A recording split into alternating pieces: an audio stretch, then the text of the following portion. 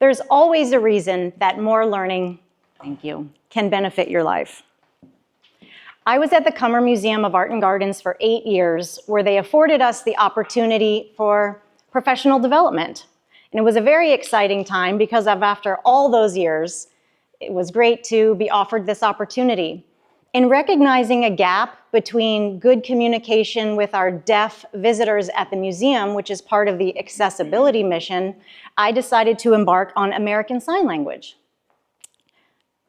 Down, okay.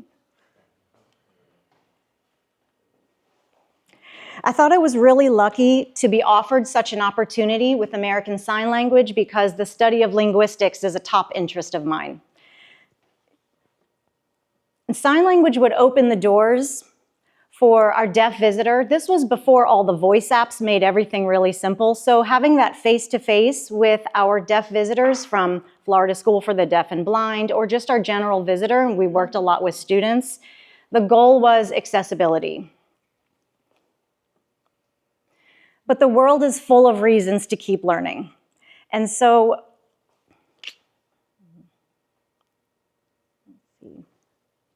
we worked with a lot of children with disabilities, and sign language was a great way to bridge that gap.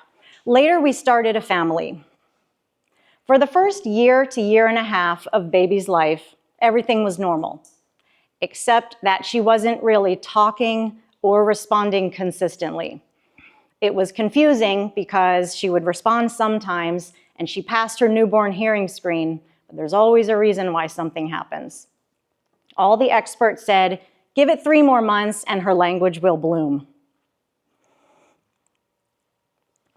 She had 2 sedated auditory brainstem response tests, which is a test that sends electrical impulses from the brain to the auditory nerve and back like a feedback loop. And the results of the tests were ambiguous. So they were kind of given half checks on all of these tests, and it was a very confusing time. They took a conservative approach to the diagnosis, and so we had to just go to speech therapy. But there's always a reason why something happens. There's always a reason to learn something new. The whole time we were using Baby Sign at home, which really did help. But I didn't understand what was going on. We went to speech therapy, and ultimately the speech therapist said to us, this is really simple. Your kid is deaf. So here's an interesting fact for curious minds. Did you know that more than 95% of babies that are born with hearing loss are born to hearing parents? So hearing parents sort of have no idea what to do in some cases with that. There are a lot of options. In our case, which is the most common, we were both carriers of a genetic mutation that caused our offspring to have significant hearing loss. So she received both of those faulty copies. We just didn't know it. And it's a pretty common one. But I went from not even knowing what the questions were to years later becoming kind of a moderate expert on being a hearing parent with a deaf child. But we just kept learning. There's always a reason. She got hearing aids.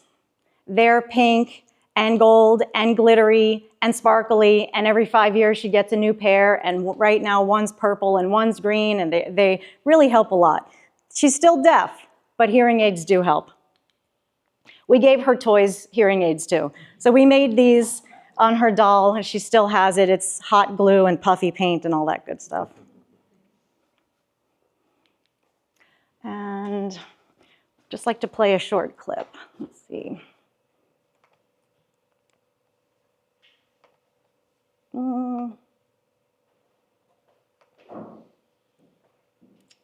Let's see. Okay, if Matthew can get it, great. If not, let's see.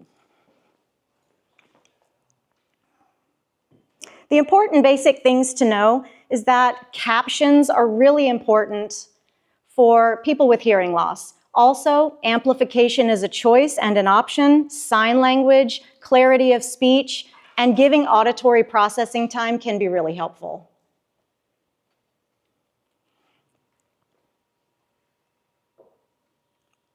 That's okay.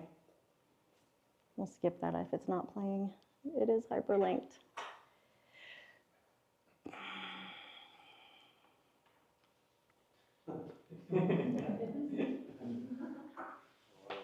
Orange beeps coming my way.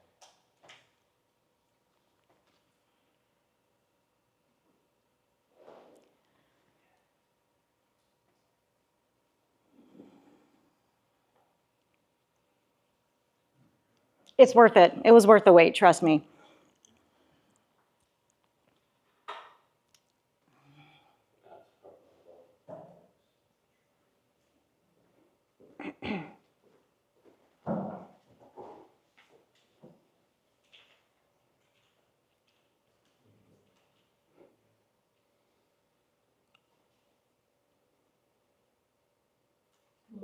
Yes.